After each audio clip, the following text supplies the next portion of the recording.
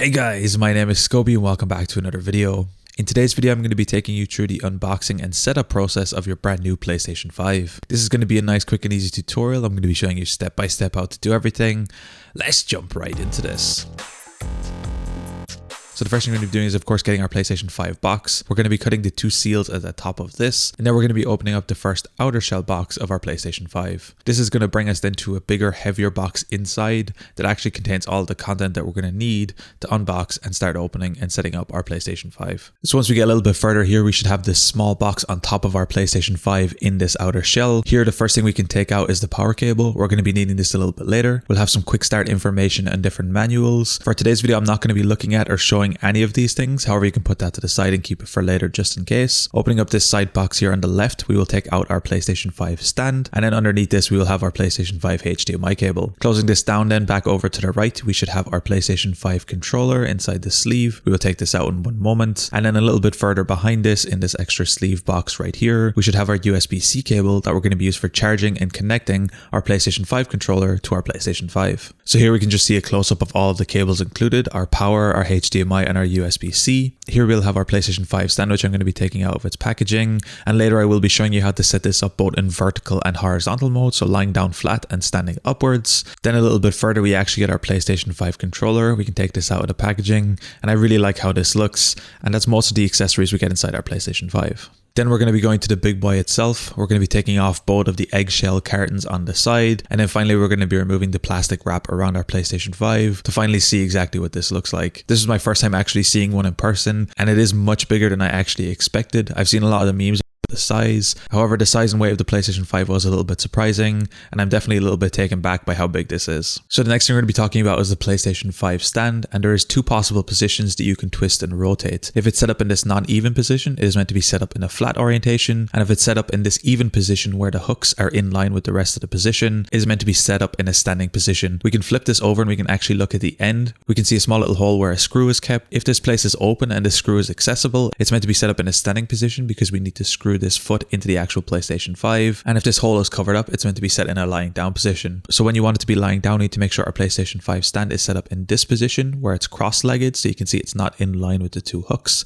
And what we're going to be doing is turning our PlayStation around to the back to where we can see the power cable and the HDMI. What we're going to be doing is lining up the two hooks with all the PlayStation symbols here at the back. And we're going to be setting the hook to the left to the furthest icon and the hook to the right to the furthest icon on the side, and we're going to be putting a little bit of pressure in here and it should clip on.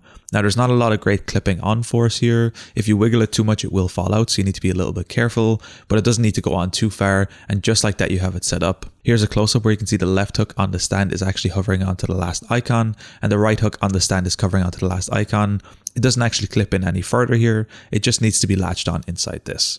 For right now, I'm actually going to be setting it up in a standing position, so I'm going to be taking this screw out, and you can see when we remove this, and you can see the small little flap here will start to lean in a little bit and start to leave a little bit of a bounce, and that means it's ready to be set up in a standing position. Now, before you can actually put the base stand and screw in, there is a small little black plastic clip held onto the bottom of our PlayStation 5 that we're first going to have to remove. All you need to do is get a tweezers or anything that can pry out something. It shouldn't take too much effort, although I would recommend keeping this small black plastic for later, just in case you want to replace it and put it back in a little bit later. So what we're going to be doing is clipping our PlayStation 5 stand into the bottom here, and it should latch on inside the kind of vents here that we have on our PlayStation, and then the stand should line up perfectly with the outside or the white part shell of our PlayStation 5. From this point, all you need to do is make sure this is lined up correctly, and now we're going to be connecting the screw into the bottom. I started this out by hand, but you will need a screwdriver to make sure this is tight and set up correctly inside your PlayStation 5. Once you have your stand set up in your preferred orientation, what we're going to be doing is flipping our PlayStation back to the side, and we're going to be connecting the necessary cables. So for today's video, the only cables you actually need are your power cable, which you're going to have to plug into the back of the PlayStation 5, and then of course plug into a power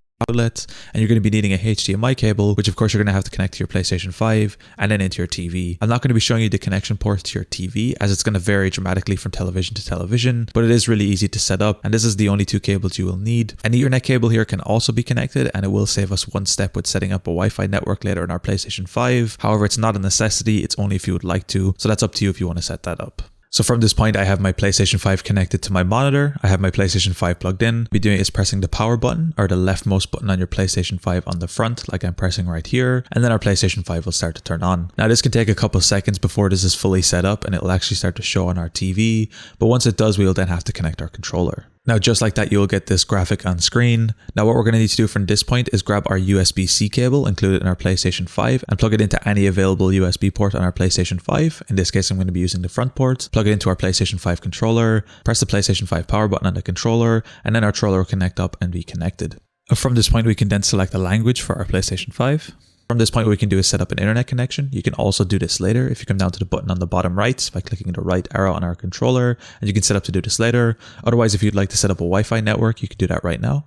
From this point, we can then set up the adjust display area for our PlayStation 5. Now you can do this by using the up and down arrows on your PlayStation 5 to either make it smaller or larger. Basically, you need to make sure you can see the entire circle on all the edges, so you can set this up to be exactly what you want. From this point, if you have a disc version of the PlayStation 5, you can plug a disc in right now so it can be installing while we're setting everything up. We can then set up our power settings. From here, you can select whatever you would like. We then have to agree to the terms and conditions of our PlayStation 5. And from this point, if this is your first time setting up your PlayStation 5 and you have an internet connection, you may have to do a software update. This can take quite some time, so in my case I just click continue and then it'll have to start to download and install. Now during this process it might take a little bit of time and there might be a couple of reboots automatically of your PlayStation 5, so from this point we might just need to be a little bit patient while everything gets set up and transferred across. Once your update is fully done, you will then get this screen where you have to press the PlayStation button on our controller. Since our controller is already connected, we don't need to necessarily have the USB port plugged in anymore. However, you can do that again.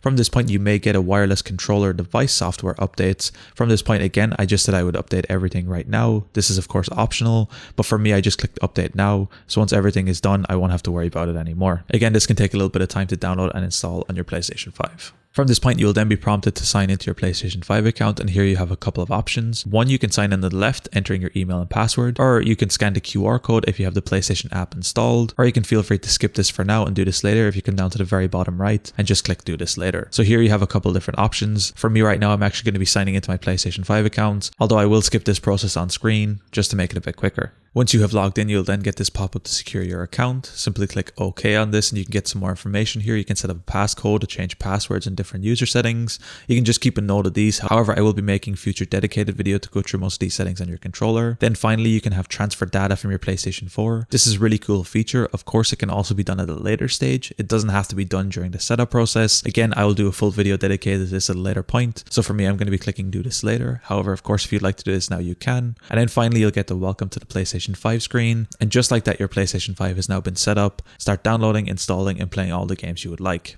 Anyway guys, it's as easy as that to unbox, set up, and start using your PlayStation 5. If you guys enjoyed this tutorial, be sure to drop a like. Subscribe if you're new, check out the other videos on the channel. I'm going to be leaving my PlayStation 5 tutorial playlist linked in the description down below, as well as my PayPal. If you want to support me, you can either check out other videos or feel free to donate down there. Anyway guys, if you enjoyed this video, be sure to drop a like, subscribe if you're new. Until next time guys, as always, keep it saucy. Peace.